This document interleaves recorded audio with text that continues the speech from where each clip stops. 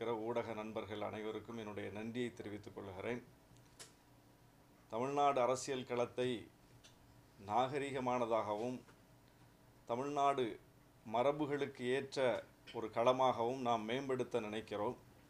ஆனால் அண்மை காலமாக தமிழ்நாடு அரசியல் களத்தை மிகவும் கீழிறக்கி அவதூறுகளாலும் பொய்களாலும் வன்மத்தாலும் அதை மாற்றத் துடிக்கிற சக்திகளாக பாஜக சங் பரிவார சக்திகள் விளங்குகிறார்கள். அதனுடைய குறியீடாக கமலாலயம் வாசலில் அன்றாடம் அண்ணாமலை அவருக்கு தோன்றுவதையெல்லாம் பேசுவார். அவருக்கு என்ன சொல்லப்படுகிறதோ அவற்றை பேசுவார். அது உண்மையா பொய்யா என்று ஆராயாமல் பேசுவார். அதே வேளையை ராஜ்பவனில் உட்கார்ந்து கொண்டு ஆளுநர் ரவியும் செய்து கொண்டிருந்தார். இப்போது ஆளுநர் ரவியும் கொஞ்சம் அடங்கி இருக்கிறார், அண்ணாமலையும் கொஞ்சம் அடக்கப்பட்டிருக்கிறார். இப்போது ஆளுநர் ரவியினுடைய வீச்சும் அண்ணாமலையின் வீச்சும் ஓய்ந்திருக்கிற நிலையில் அந்த அவதூறுகளை, இட்டுக்கட்டப்பட்ட பொய்களை, வாயில் வந்ததையெல்லாம் பேசுகிற அந்த பேச்சுகளை விஜய் கையில் எடுத்திருக்கிறார். தமிழக வெற்றிக் கழகம் என்று ஒரு கட்சியை தொடங்கி நாங்கள் மாற்று அரசியலை கொண்டு வந்து நிறுவப் போகிறோம் என்று சொல்லி களத்திற்கு வந்திருப்பவர், களத்திற்கு வந்து கொண்டிருப்பவர் விஜய் நேற்று நாகப்பட்டினத்திற்கு வருகை தந்து முழுக்க ஃபேக்சுவல் எரர் என்று சொல்லக்கூடிய பொய் தகவல்களை பரப்பிவிட்டு சென்றிருக்கிறார். நாகப்பட்டினத்தில் நிறைவேற்றப்பட்டிருக்கிற திட்டங்கள் குறித்து எந்த விதமான ஆய்வையும் செய்யாமல், அங்கே மக்களுடைய நீண்டகால கோரிக்கைகள் கடந்த 4.5 ஆண்டுகளில் எந்த அளவுக்கு நிறைவேற்றப்பட்டிருக்கின்றன என்பதை பற்றிய எந்த விதமான அடிப்படை புரிதலும் இல்லாமல் வன்மத்தோடும் பொய்யை சொல்ல வேண்டும் என்றும் சொல்லியிருக்கிறார். அவர் வரும்போது அவருடைய பிரச்சார பயணத்தில் மின்சாரத்தை துண்டிக்க வேண்டும் என்று அவருடைய கட்சியின் மாவட்ட செயலாளர் தான் வேண்டுகோள் விடுத்திருக்கிறார், கடிதம் கொடுத்திருக்கிறார். ஆனால் அங்கே அவர் அதை அரசாங்கம் ஏதோ திட்டமிட்டு செய்கிறது என்கிற ஒரு தோற்றத்தை ஏற்படுத்துகிறார். இப்படி முன்னுக்கு பின் முரணாக பொய்யை சொல்லி தன் மீது கவனத்தை ஈர்க்கிற இந்த வழக்கம் என்பது நாம் பாஜகவில் தான் பார்த்தோம். அந்த வழக்கத்தை அதை இப்போது இவரும் செய்கிறார். எனவே இவர் யார் சொல்லி செய்கிறார், எதற்காக செய்கிறார் என்கிற கேள்வி வருகிறது. பாஜகவின் தன்மையை இவர் ஏன் பிரதிபலிக்கிறார் என்கிற சந்தேகம் வருகிறது அவர் மீது. அவர் அரசியலை நேர்மையாக செய்யலாம். புதிய அரசியல் சக்தி என்று தன்னை காட்டிக்கொள்பவர் புதிய அரசியலை செய்ய வேண்டும். ஏற்கனவே இந்த மண்ணிலிருந்து துடைத்தெறியப்பட வேண்டிய அரசியலாக நாம் எந்த அரசியலை பார்க்கிறோமோ, அவதூறு அரசியல், வன்ம அரசியல், அதை இவர் ஏன் கையில் எடுக்கிறார் என்கிற கேள்வி எழுந்திருக்கிறது. அவர் நாகப்பட்டினம் குறித்து வைத்த அத்தனை கேள்விகளுக்கும் நம்மிடம் பதில் இருக்கிறது. ஏற்கனவே அரசு அதை தெளிவுபடுத்தி இருக்கிறது.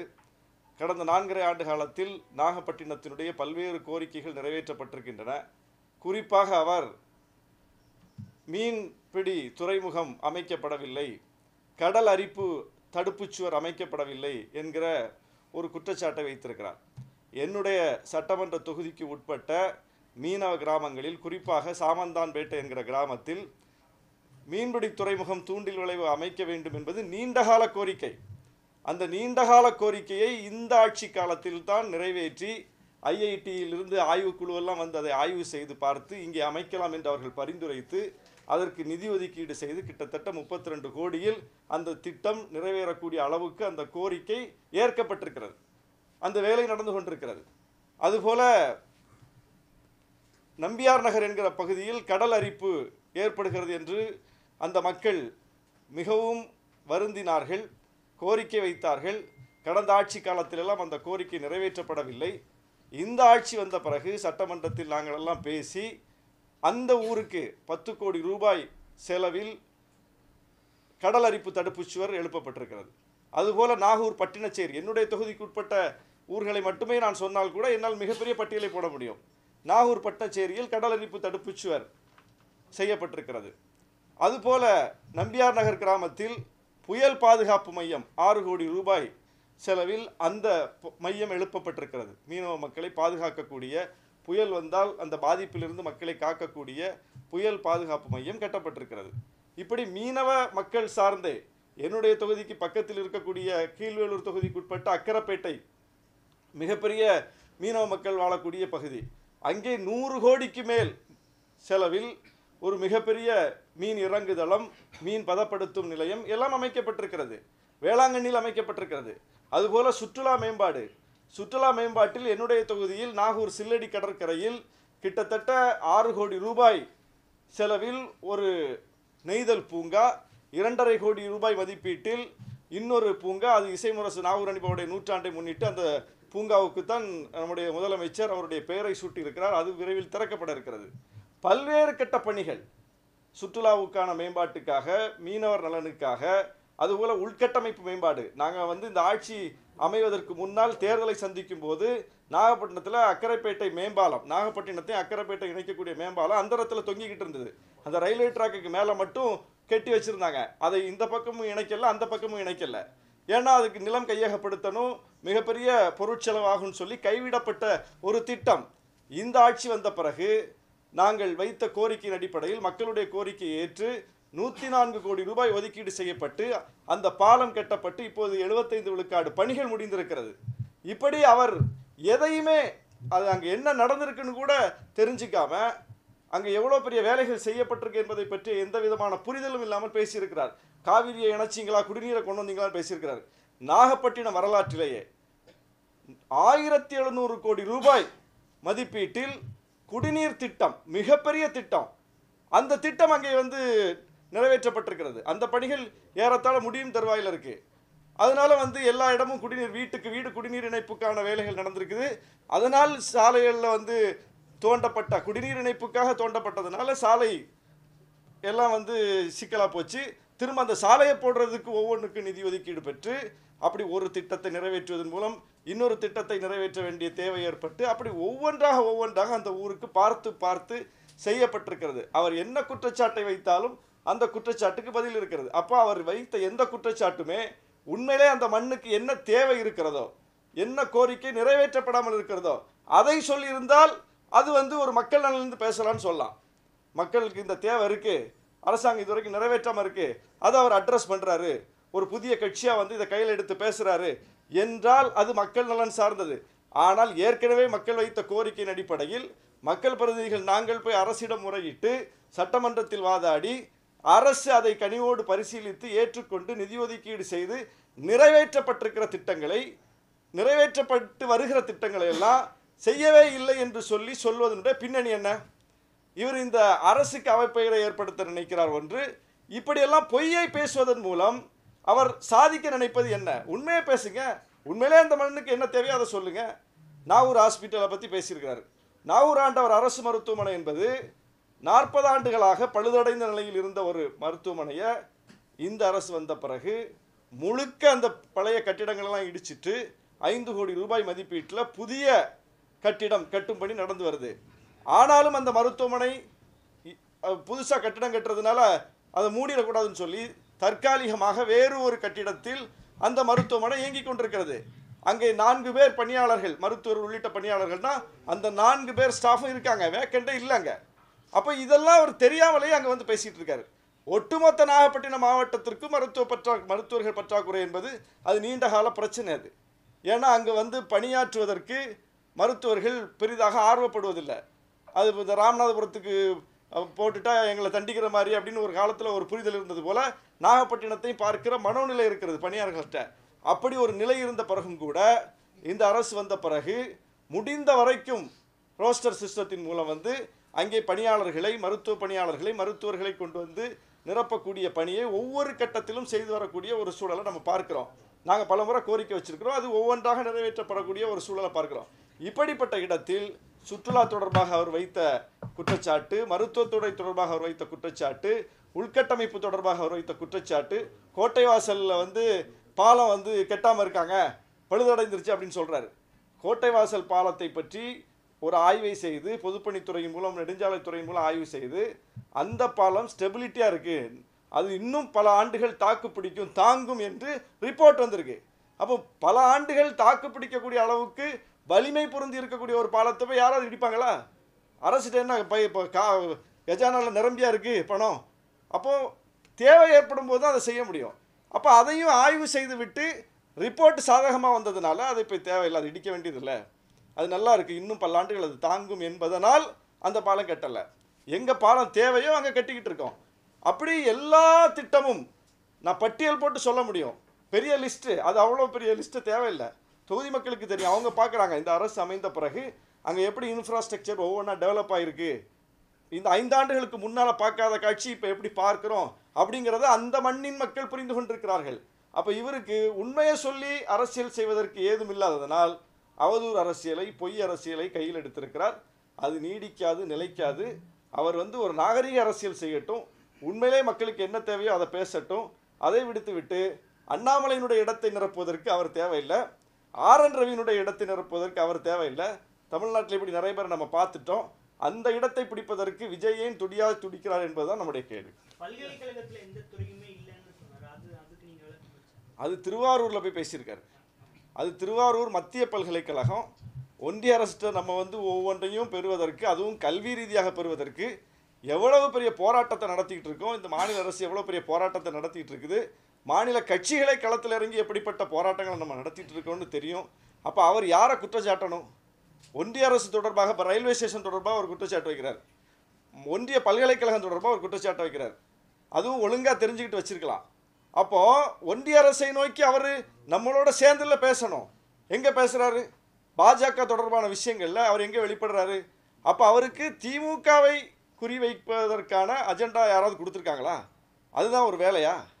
ஒரு கட்சியை குறிவைப்பது என்பது ஒரு புதிய சக்தியின் வேலையாக எந்த காலத்திலையும் தமிழ்நாட்டு அரசியல் நான் பார்த்தது இல்லையா? ஒரு புதிய வரவு என்றால் என்ன செய்வாங்க? இருக்கிற எல்லாரும் தப்பும்பாங்க. இந்த கட்சி தப்பு, இந்த கட்சி தப்பு, இவங்க செய்யலை, அவங்க செய்யலை, நான் செய்வேன் அப்படின்னு தான் ஒரு புதிய சக்தி களத்துக்கு வரும். ஆனால் இங்கே எந்த கட்சியை பற்றியும் பேசுறது கிடையாது, பேச வேண்டியதை பேசுறது கிடையாது. தமிழ்நாடு இன்றைக்கு சந்தித்து வரக்கூடிய மிகப்பெரிய நெருக்கடியே ஒன்றிய பாஜகவால் வந்திருக்கிற நெருக்கடி தான்.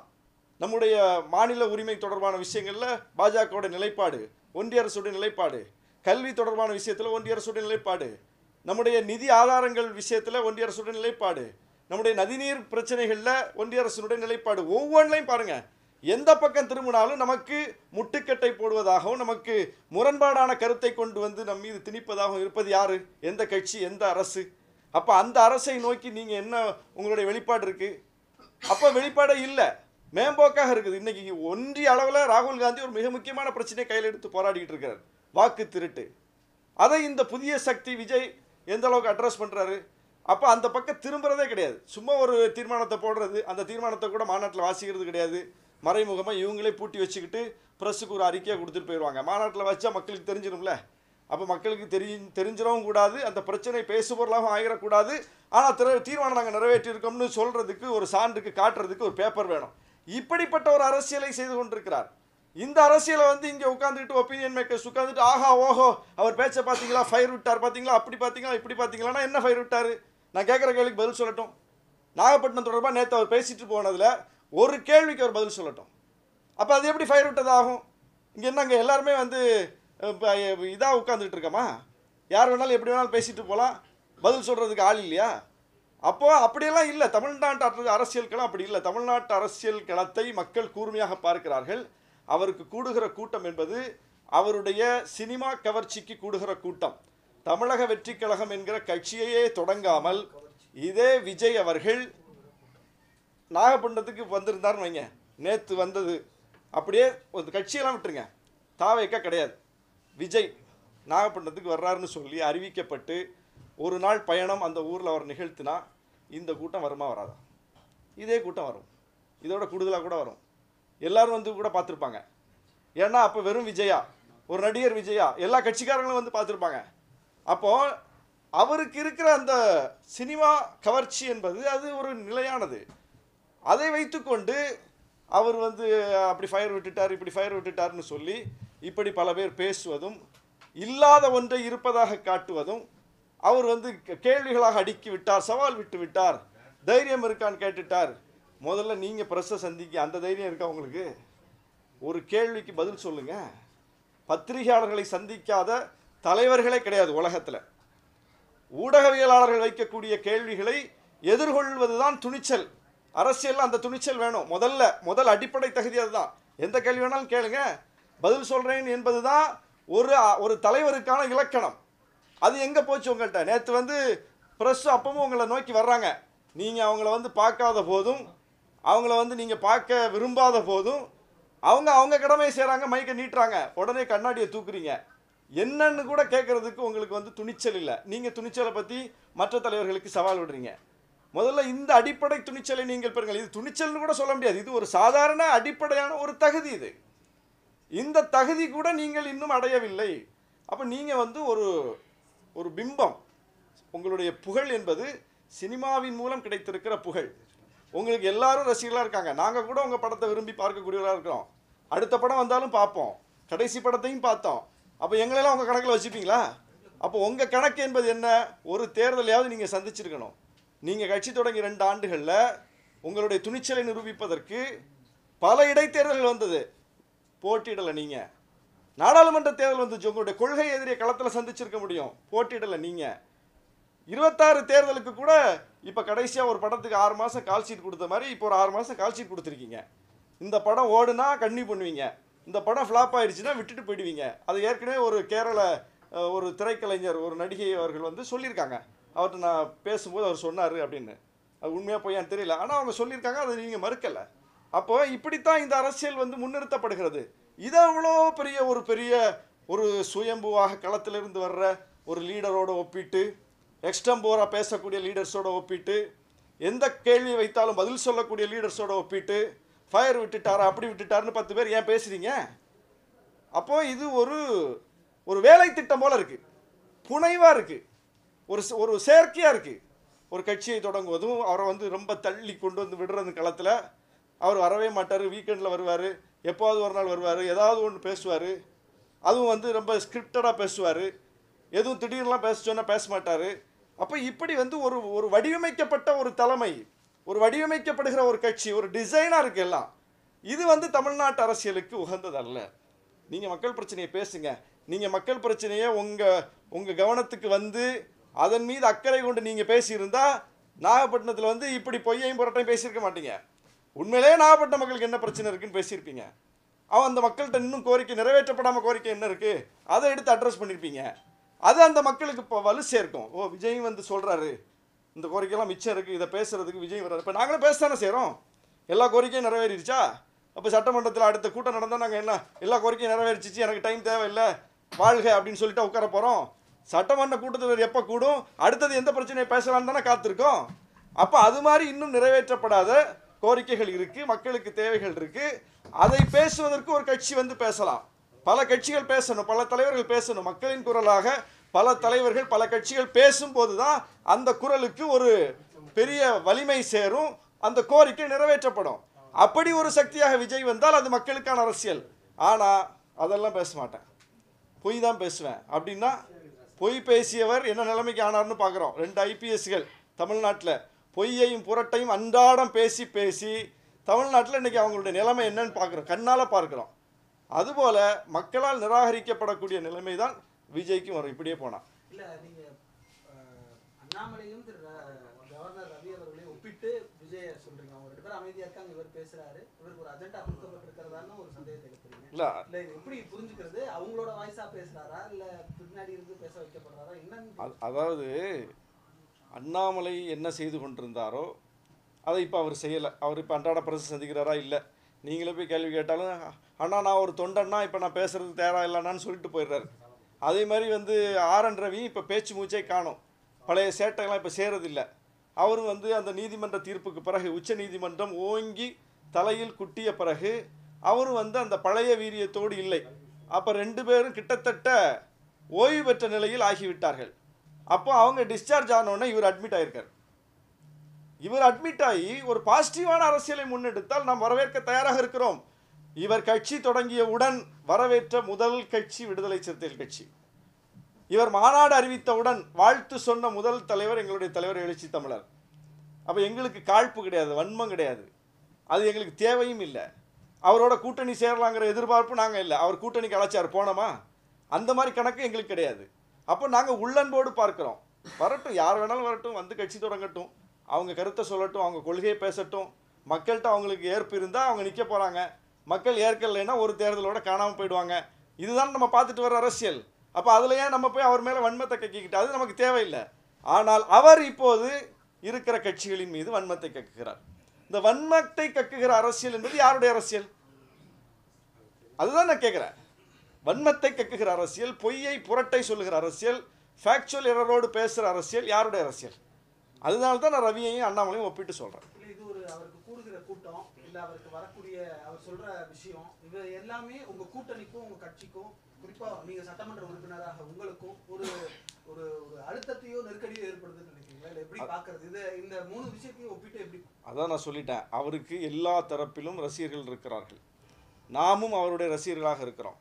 அப்போ எல்லா தரப்பும் அவரால் ஈர்க்கப்பட்டவர்களாக ஏற்கனவே ஒரு களத்தில் இருக்கும்போது, அவர் ஒரு புதிய களத்தில் வெறும் சினிமா பற்றி மட்டும் பேசலை, அரசியல் பேசுகிறார். அவர் வெறும் சினிமா நடிகராக மட்டும் இல்லை, இப்போ ஒரு தலைவர் ஆயிட்டார். அவர் ரசிகர் மன்றம் மட்டும் வச்சுக்கல, இப்போ ஒரு கட்சி நடத்துகிறார். அப்போ கட்சி என்று அவர் வந்துவிட்ட பிறகு, ஒரு தலைவர் என்கிற இடத்திற்கு அவர் தன்னை அறிவித்து விட்ட பிறகு, அவர் அரசியல் செய்ய வந்துவிட்ட பிறகு, அவர் எங்கள் மீது, திமுக கூட்டணியின் மீது, திமுகவின் மீது, ஆட்சியின் மீது அடுக்கடுக்கான அவதூறுகளை செய்கிறார். கேள்வி வைக்க பதில் சொல்லலாம், குற்றச்சாட்டு வச்சா பதில் சொல்லலாம், அவதூறு செய்கிறார். அப்போ அதை கட்டுடைக்க வேண்டிய, அந்த அவதூறை அம்பலப்படுத்த வேண்டிய தேவை எங்களுக்கு ஏற்படுது. உடனே நாங்கள் ரியாக்ட் பண்ணிட்டா இவங்கெல்லாம் பயந்துட்டாங்க. ஒருத்தர் தைரியமானவரா பயந்தவராங்கிறத எதுங்க காட்டும்? களம்தான் காட்டும். நாங்கள் களத்தை விட்டு விலகிட்டோமா, சரி விஜய் வந்துட்டார், இனி நமக்கு வேலை இல்லை, நம்ம போயிடுவோம். நாளைக்கு ஒரு பிரச்சனைனாலும் நாங்கள் தான் நிற்போம் அந்த களத்தில், விஜய் நிற்க மாட்டார். இன்னைக்கு ஒரு பிரச்சனைனாலும் நாங்கள் தான் நிற்கிறோம், விஜய் நிற்க மாட்டோம். நேற்று ஒரு பிரச்சனையில் நாங்கள் தான் நின்னோம். எங்கே பிரச்சனை தமிழ்நாட்டில் யாருக்கு என்றாலும் உடனே களத்திற்கு போவது, போராடுவது, அதை எடுத்து பேசுவது, உலகத்தில் யாருக்கு நடந்தாலும் பேசுவது, நாங்கள தான் நிற்கிறோம். அப்போ களத்தை விட்டு நாங்கள் அப்புறப்படுத்தப்படவில்லை, அப்புறப்படுத்த முடியாது. எங்களை இஷ்யூ தான் வழி நடத்த போகுது. எங்களை இஷ்யூவை விஜய் எடுப்பாரா கையில்? பாஜக எதிர்ப்பை திமுக கூட்டணியை விட தீவிரமாக அவர் முன்னெடுத்தார்னு காட்டுங்க, நாங்கள் அவரை பற்றி பயப்படலாம். ஆக நம்ம ஒரு அடி பாஞ்சா அவர் 2 அடி 3 அடி போகிறாரு. அப்போ நம்ம அரசியலுக்கு சிக்கல் வந்துருச்சு, ஐயையோ ஆட்டங்கானது நம்ம அரசியல்னு நாங்கள் பயப்படலாம். அவர் என்ன கையில் எடுத்துட்டாரு? அதான் நான் கேட்குறேன். பிஜேபி எதிர்ப்பில் எங்களை விட என்ன அவர் ஒரு படி மேலே போயிட்டார். அப்போ மேம்போக்கான சில விஷயங்களை செய்து இந்த வாக்குகளை குறிவைக்கிறார். அதுதான். அப்போ நம்ம அதை உடைக்க வேண்டிய தேவை இருக்குல்ல. அவர் சிறுபான்மையினர் வாக்குகளை உடைக்க வர்றாரு, பிஜேபி எதிர்ப்பு வாக்குகளை உடைத்து அதில் கொஞ்சமாவது ஒரு உடைப்பை ஏற்படுத்தினா இந்த பக்கம் ஒரு சலனத்தை ஏற்படுத்த முடியும், அது வேறு சக்திகளுக்கு ஒரு சாதகமான சூழலை உருவாக்கும்னு அவர் நினைக்கிறார், அல்லது அவருக்கு பின்னால் இருக்கக்கூடியவர்கள் நினைக்கிறாங்க. அப்போ அந்த இடத்துல அவருடைய நோக்கம் என்ன, அவருடைய அரசியலுடைய பின்னணி என்னங்கிறத பேச வேண்டிய தேவை இருக்குது. அவர் எங்களை பற்றி பொய் சொல்லும்போது அது பொய் என்று சொல்ல வேண்டிய ஒரு தேவை எங்களுக்கு ஏற்படுது. இதை கூட நாங்கள் சொல்லக்கூடாதா? சரி, இப்போ நாகப்பட்டினத்தில் கோஸ்டல் ஏரியா மேங்க்ரோவ் காடுகள் இப்போ இல்லைன்றது 2022 ஆர்டிகல்ஸ்லாம் வந்துருக்கு. அதுதானே பேசுகிறோம். ஒரு அடிஷனல் ஃபோர்ஸாக உங்களுக்கு ஹெல்ப் பண்ணுறாரு. இப்போ ஃபிஷரிஸ், இப்போ மீனவர்கள் இருக்கக்கூடிய இடத்துல ஒரு ஃபிஷரிஸ் காலேஜ் கேட்குறாரு. இதில் என்ன தப்பு இருக்குன்றீங்க? அதாவது ஏதும் ஒன்று இதுவரையிலும் செய்யப்படவில்லை என்றால், அப்படி ஒரு கட்டமைப்பு இதுவரை இல்லை என்றால், அந்த இடத்துல புதுசாக ஒரு விஷயத்தை அட்ரஸ் பண்ணுவாங்க. ஆனால் இந்த அலையாத்தி காடுகளை மேம்படுத்துவதற்கு பட்ஜெட்டில் மிகப்பெரிய அளவுக்கு நிதி ஒதுக்கீடு செய்யப்பட்டு அதை மேம்படுத்தக்கூடிய வேலையை அரசு செஞ்சுருக்கு. அப்போ ஒன்று நடந்திருக்கும் போது அதை மறைத்து விட்டு ஒன்றுமே நடக்கவில்லைங்கிற தோற்றத்தை ஏன் கொடுக்கணும்? மீன்வள பல்கலைக்கழகம் ஜெயலலிதா அம்மையார் பேரிலேயே நாகப்பட்டினத்தில் இயங்கிக்கிட்டு இருக்குது. அது கடல்சார் பல்கலைக்கழகம் இல்லையா? மீன்வள பல்கலைக்கழகம்னா என்ன, விவசாயம் சார்ந்ததா? அது என்ன நெசவாளர் சார்ந்ததா? அது கடல்சார் ஒரு துறை தானே அது. அப்போ கடல் சார்ந்த ஒரு மீன்வள பல்கலைக்கழகம் நாகப்பட்டினத்தில் இயங்கிக்கிட்டு இருக்கு. அதை கூட நாகப்பட்டினத்திலிருந்து வெளியே அதை கொண்டு போயிடலாம், சென்னை போன்ற இடத்துக்கு கொண்டு போயிடலாங்கிற ஒரு முயற்சி நடந்த போது அது தடுத்து நிறுத்தப்பட்டு அங்கே தான் அது இயங்கணும்னு சொல்லி அது தொடருது. அங்கே அந்த பெயரை, ஜெயலலிதா அம்மா பெயரை அந்த பல்கலைக்கழகத்திற்கு வைப்பதற்கு ஆளுநர் அந்த அரசாணைக்கு கையெழுத்து போடாமல் திருப்பி அனுப்பிட்டார். அதை இந்த அரசு போராடி சட்டமன்றத்தில் அதற்கு மசோதா கொண்டு வந்து அதை திரும்ப நிறுவுவதற்கான வேலை இந்த அரசு செஞ்சுருக்குது. அது ஜெயலலிதா அம்மா பேர் தானே, போனால் போகுதுன்னு விடலை. அப்போ ஏற்கனவே இங்கே இருக்கிற ஒன்றை ஏன் இல்லைன்னு சொல்கிறீங்க? மத்திய அரசையும் கேட்குற ரயில் ஃபேக்டரி எடுத்துட்டாங்க, அதெல்லாம் 100 வருஷத்துக்கு முன்னாடி பிரிட்டிஷ் ஆட்சி காலத்தில் உள்ள பிரச்சனை. அதை இப்போ யார்கிட்ட போய் கேட்குறது? லண்டன் கவுன்சிலில் தான் முறையிடணும். இந்த முதலமைச்சருடைய வெளிநாடு பயணத்தை வந்து அவர் விமர்சனம் பண்ணியிருக்காரு. முதலமைச்சர் வெளிநாட்டில் முதலீடு பண்ணுறது தான் போயிருக்காரு, முதலீட்டை ஈர்க்க போகல அப்படிங்கிற மாதிரி முதலமைச்சருடைய குடும்பத்தின் மீதுமே வந்து தனிப்பட்ட. நான் தொடக்கத்திலே அண்ணாமலை பாணியில் அவர் போறாருன்னு சொன்னேன்ல, இது யாருடைய பாணி சொல்லுங்க? முதலமைச்சர் 2022 துபாய் பயணம் மேற்கொண்ட போது அண்ணாமலை கமலாலயம் வாசலில் நின்று என்ன சொன்னார்? நிறைய பேப்பர்ஸ்லாம் எடுத்து போட்டார், A4 சீட்டு எக்ஸல் சீட்லாம் எடுத்து போட்டு, பாருங்கள் இந்த கம்பெனி இது வந்து இவருக்கு தான், இவர் காசு தான், இவர் இங்கே போய் இப்படி வருது அப்படி வருதுன்னு எக்ஸல் சீட்லாம் எடுத்து போட்டார்ல. இந்த நிமிடம் வரை அண்ணாமலை அதை நிரூபிச்சிருக்காரா? அவர் கையில் தானே ஈடி இருக்கு, அவங்க கட்சி கையில் தானே எல்லா துறையும் இருக்கு. இந்த நிமிடம் வரை முதலமைச்சருடைய 2022ஆம் ஆண்டு வெளிநாட்டு பயணங்கள் குறித்து பாஜக பிரஸ்ஸை கூட்டி பத்திரிகையாளர் முன்னிலையில் வைத்த குற்றச்சாட்டுகளுக்கு இந்த நிமிடம் வரை பாஜக சான்றுகளோட ஒரு முடிவு சொல்லியிருக்கா? அதை நிறுவியிருக்கா? இல்லை, அது அன்னைக்கு செய்தியோட போயிடுச்சு, அவ்வளோதான். அப்போ அன்னைக்கு பரபரப்புக்கு அந்த பயணத்தை கொச்சைப்படுத்துவதற்கு அவங்களுக்கு அன்னைக்கு தேவைப்பட்டது. அது நீங்கள் ஏன் சார் அந்த இதை கையில் எடுக்கிறீங்க? நீங்கள் தான் பாஜகவுடைய கொள்கை எதிரியாச்சே, உங்களுடைய கொள்கை எதிரிங்கள பாஜக. அந்த அவதூறு அரசியலை நீங்கள் கையில் எடுக்கிறீங்க. முதலமைச்சருடைய வெளிநாட்டு பயணம் முதலீடுகளை ஈர்க்க அல்ல, முதலீடுகளை கொண்டு சேர்க்க. அங்கே கொண்டு போய் இவர் முதலீடு செய்கிறதுக்கு அப்படின்னா நீங்கள் சான்று சொல்லுங்கள். விஜய் வந்து பேப்பர் வச்சு தானே படிக்கிறாரு, அதே மாதிரி ஒரு பேப்பரை காட்டட்டும், பாருங்க, ஒரு சான்று காட்டட்டும். காட்டல, போகிற போக்கில் அடிச்சு விடுறது. இது யார் பாணி? இது யார் பாணி? தமிழ்நாட்டு அரசியலில் போகிற போக்கில் அடிச்சு விடுறது யார் பாணி? நான் இந்த ஒரு அரை மணி நேரம் உங்கள்கிட்ட பேசிகிட்டு இருக்கேன், எதையாவது ஒன்று நான் போகிற போக்கில் அடிச்சு விட்டேனா? ஃபேக்சுவல் எரராக ஏதாவது சொல்லியிருக்கேனா? யார் மீதாவது அவதூறு பொய் சொல்லியிருக்கேனா?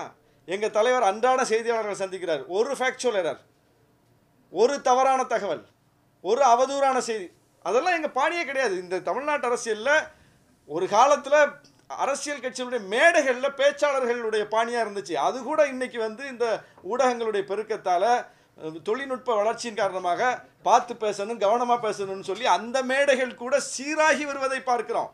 அப்போ ஒரு பக்கம் ஒரு நாகரிக அரசியலை நோக்கி அரசியல் நகரும் போது நீங்கள் வந்து அண்ணாமலை அரசியலுக்கு, RN ரவி அரசியலுக்கு ஏன் போகிறீங்க? அதுதான் நான் திரும்பவும் கேட்குறேன். இது வந்து typical RN Ravi politics, typical Annamalai politics. முதலமைச்சருடைய வெளிநாட்டு பயணங்கள் குறித்து அண்ணாமலை என்ன குரலில் பேசினாரோ இன்னைக்கு பேசுறதுக்கு அவர் இல்லை, இவர் பேசுறார். ஜூலை 19 எடப்பாடி பழனிசாமி வேளாங்கண்ணி, நாகை உள்ளிட்ட பகுதிகளுக்கு வந்து நம்பியூர் நகர் மீனவர் மீன்பிடித்தல் பற்றி பல்வேறு குற்றச்சாட்டுகளை முன்வச்சார். பட் எடப்பாடி குற்றச்சாட்டை விட விஜய் குற்றச்சாட்டுக்கு நம்ம முக்கியத்துவம் கொடுக்கணும்னா அவர் ஒரு பொலிட்டிக்கல் ஃபோர்ஸா இருக்காருன்னு அர்த்தம். எடப்பாடியினுடைய குற்றச்சாட்டுக்கு ஏன் வந்து நாங்கள் இந்த அளவுக்கு பதிலடி கொடுக்கலன்னா, அவர் எந்த பிரச்சனையை சொல்கிறாரோ, நம்பியார் நகரில் மீனவர்கள் ஒவ்வொருவருடைய தலையிலையும் கடன் ஏற்றப்பட்டிருக்கு. அதாவது ஒரு துறைமுகத்தை செய்கிறோம் என்று சொல்லி அதிமுக ஆட்சி காலத்தில் ஒரு துறைமுகத்தை அறிவித்து நம்பியார் நகருக்கு நாங்கள் பண்ணித்தரோம்னு சொல்லி நிதியை எப்படி கொடுத்தாங்கன்னா, ஒவ்வொரு மீனவரும் கடனாக கொடுப்போம், நீங்கள் திருப்பி கட்டணும் அப்படின்னு சொல்லி ஒரு திட்டம். எங்கேயாவது இப்படி கேள்விப்பட்டிருக்கோமா? நம்பியார் நகர் இருக்கக்கூடிய ஒவ்வொரு மீனவர் தலையிலும் பல லட்சம் கடனை ஏற்றி வைத்து போன அரசு அதிமுக அரசு. நாங்கள் இப்போ நான் பட்டியல் போட்டு சொன்ன எந்த திட்டமும் மீனவர் தலையில் ஏற்றப்பட்ட கடன் கிடையாது, அரசு ஒதுக்கீடு செய்து நிறைவேற்றப்பட்டிருக்கிற திட்டங்கள். அதைத்தான் நான் இப்போ பட்டியல் போட்டேன். ஆனால் நம்பியார் நகர் மீனவர்கள் மீது இன்னைக்கு ஒவ்வொருவர் தலையிலும் பல லட்சங்கள் கடன் சுமை இருக்கிறதுனா திட்டத்தை கொடுத்துட்டு நீங்களே கெட்டிக்கிங்க அப்படின்னு சொல்லி கடனாக கொடுக்கப்பட்டது. இப்போ அந்த மீனவர்கள் என்ன கோரிக்கை வைக்கிறாங்கன்னா, இந்த கடனை தள்ளுபடி பண்ணுங்க, எங்களால் கட்ட முடியாது அப்படின்னு கோரிக்கை வச்சுட்டு இருக்காங்க. அதை நாங்கள் இந்த அரசுக்கு சொல்லியிருக்கோம், முதலமைச்சர்கிட்ட நேரடியாக சொல்லியிருக்கோம். முதலமைச்சர் கடந்த மார்ச் மாதம் நாகப்பட்டினம் வந்தபோது நேரடியாக திடுமென அந்த பிரச்சனையை அவர் வண்டியில் போகும்போது சொல்லிக்கிட்டு இருக்கோம், அப்படியா வண்டியை திருப்புங்க அப்படின்னு சொல்லி திட்டமிடாமலேயே, முன்னறிவிப்பு இல்லாமலேயே, அந்த ஊருக்கு வர்றோன்னு கூட சொல்லலாம், முதலமைச்சர் நேராக போய் நம்பியார் நகரில் நின்னார். நின்று அந்த மக்கள்கிட்ட கடற்கரையில் இறங்கி கேட்டார் என்ன பிரச்சனை அப்படின்னு. அந்த மக்கள் இந்த பிரச்சனையை சொன்னாங்க, இதுதான் எங்களுடைய பிரச்சனை அப்படின்னு. யாரால் வந்த பிரச்சனை? எடப்பாடியால் வந்த பிரச்சனை, அதிமுக அரசால் வந்த பிரச்சனை. அதை இன்னைக்கு தீர்க்கக்கூடிய அந்த கோரிக்கையை ஏற்கக்கூடிய இடத்துல இந்த அரசு இருக்கு. கட்டாயமாக செய்வோம்னு முதலமைச்சர் சொல்லியிருக்காரு, செய்யணும்னு நாங்களும் வலியுறுத்திட்டு இருக்கோம். ஒரு நல்ல முடிவு விரைவில் வரும்னு நம்புகிறோம். ஆனால் இது இந்த அரசால் வந்ததில்லை, இதை செஞ்சது எடப்பாடி. அவர் போய் மீனவர்களுக்கு எதிராக இந்த அரசு செய்தது போல ஒரு தோற்றத்தை கொடுக்குறாரு.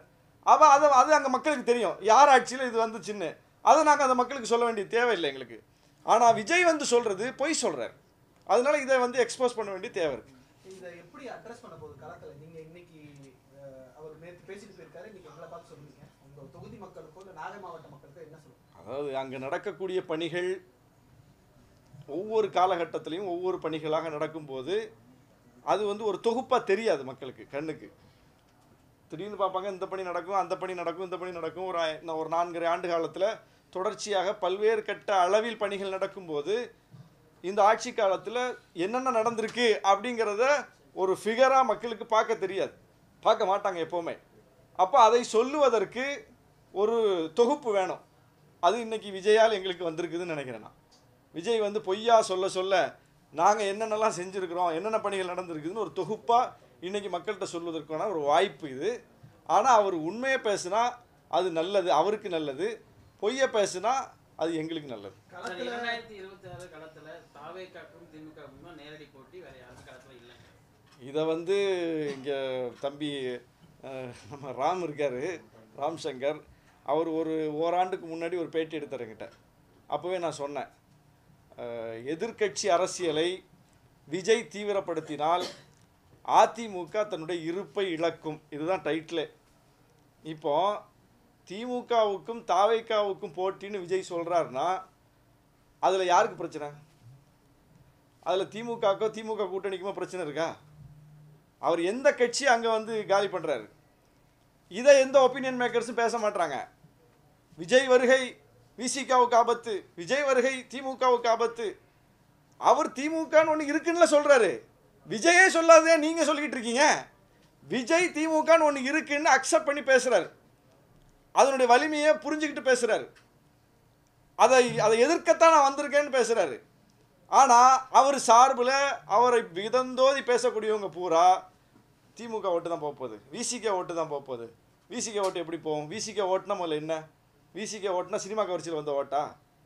விசிகே ஓட்டுனா என்ன? 25 இயர்ஸாக 25 ஆண்டுகளுக்கு மேலாக விசிகே வாக்கு வங்கின்னு ஒன்று இருக்குல்ல, அது என்ன வாக்கு வங்கி? அது ரசிக மனோநிலையில் வந்த வாக்கு வங்கியா? அது அம்பேத்கரியத்தை பெரியாரியத்தை சொல்லி அந்த கோட்பாட்டின் அடிப்படையில் நாங்கள் பெற்றிருக்கிற வாக்கு வங்கி. அப்போ எங்கள் வாக்கு வங்கி அவர் பெற்றுட்டு போகணும்னா எங்களை விட தீவிரமாக அம்பேத்கரியம் பேசணும், எங்களை விட தீவிரமாக பெரியாரியம் பேசணும். என்ன பெரியாரியம் பேசிட்டாரு, என்ன அம்பேத்கரியம் பேசிட்டாரு? சீமான் அவ்வளோ தூரம் பெரியாரை போட்டு கொச்சப்படுத்துறாரு. நாங்கள் தான் வந்து தொண்டை தண்ணி வைத்த பதிலடி கொடுத்துட்டு இருக்கோமே தவிர எந்த தாவேக்கா நிர்வாகி வந்து பதிலடி கொடுத்தாரு? எங்கே விஜய் வந்து அதுக்கு ரியாக்ட் பண்ணாரு? பெரியார் மீது ஒரு மிகப்பெரிய அவதூற சொல்கிறாருல சீமான், என்ன உங்களுடைய பதிலடி? என்ன பதிலடி? கிடையாது. அப்போ பெரியார் அரசியலை என்ன நீங்கள் முன்னெடுப்பீங்க? அப்போ பெரியார் உணர்வாளர்கள் இதில் யார் பக்கம் நிற்பாங்க? இதில் விஜய் பக்கம் நிற்பாங்களா, எங்கள் பக்கம் நிற்பாங்களா? அம்பேத்கரிய உணர்வாளர்கள் யார் பக்கம் நிற்பாங்க? ஒரு அட்ராசிட்டி நடக்குது, ஒரு வன்கொடுமை நடக்குதுன்னா அங்கே களத்துக்கு போகிறது யார்? அந்த மக்களுடைய பிரச்சனையை அரசுக்கு சொல்கிறது யார்? போராட்டம் நடத்துறது யார்?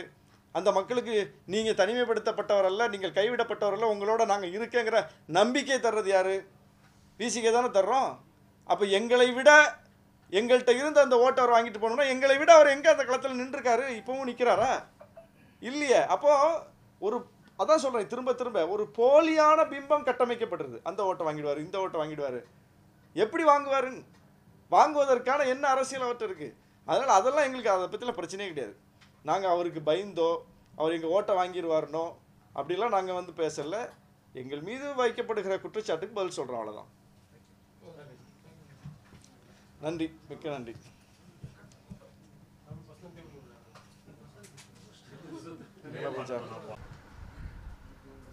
பாமா